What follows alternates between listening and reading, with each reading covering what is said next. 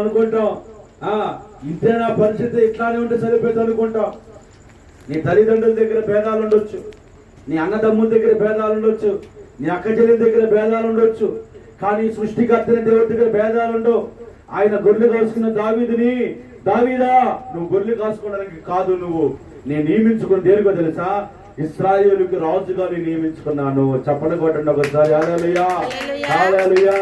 అంటే మనిషి ఉద్దేశాలు వేరు, దేవుడి ఉద్దేశాలు వేరు. అంటే నీ స్థితిని, నీ పరిస్థితిని దేవుడు మార్చగలుగుతాడు.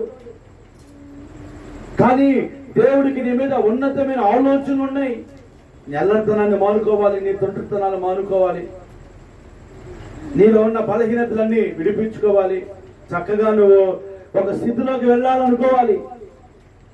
ఇదే నా స్థితి, ఇదే నా బతుకు, ఇలానే ఉంటాను, గోడ మీద పిల్లిలానే ఉంటాను, లేకపోతే మూలకు వచ్చిన కప్పలాగా ఉంటాను కాదు.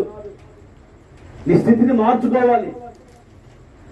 గొర్రెలు కాసుకున్న దావీదుని దేవుడు పిలిచాడు, దావీదు నువ్వు గోత్రాలకి పండు గోత్ర రాజు అవ్వాలి అన్నప్పుడు దావీదు ఆ గొర్రెలు కాసుకునే కర్రను వదిలిపెట్టి ఇశ్రాయేలును పరిపాలించే రాజుగా నియబడ్డాడంట. చప్పట్లు కొట్టండి ఒకసారి. హల్లెలూయా, హల్లెలూయా. మనం ఆరాధిస్తున్న దేవుడు ఘనమైన దేవుడు, గొప్ప దేవుడు చెబుతున్నాడు. నిన్ను దేవుడు పిలిచాడా, రక్షణ ఇచ్చాడా, బాప్తిస్మం ఇచ్చాడా, మారు మనసు ఇచ్చాడా, సంఘం ఇచ్చాడా, సేవకులు ఇచ్చాడా, పరిచయం ఇచ్చాడా, కుటుంబాన్ని ఇచ్చాడా, అన్ని సమకూర్చాడా. ఈ సమకూర్చినట్లుగా అర్థమవుతుందమ్మా. తల్లిదండ్రులు ఇచ్చాడు కదా, తల్లిదండ్రులకు అన్నం పెడుతున్నావా, అది తగినట్లుగా. హల్లెలూయా.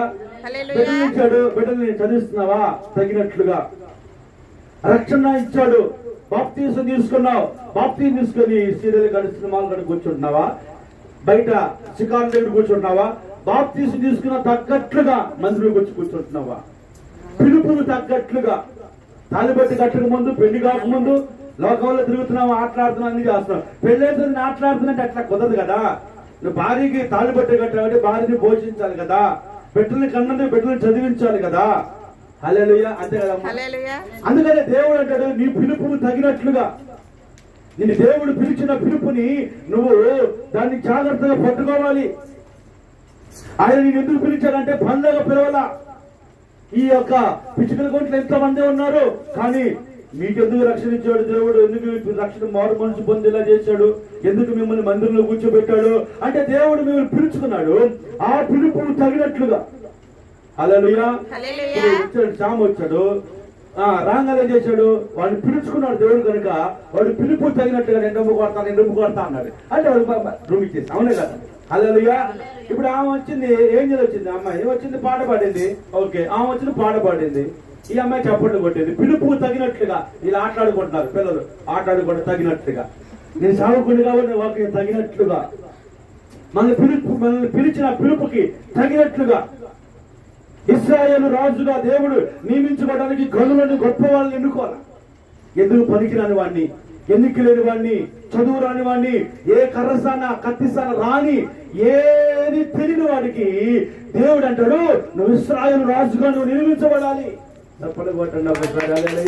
ఇశ్రాయేలు ప్రజలను పరిపాలించాలి. నీవు అట్టడుగున్న స్థితి నాకొద్దు,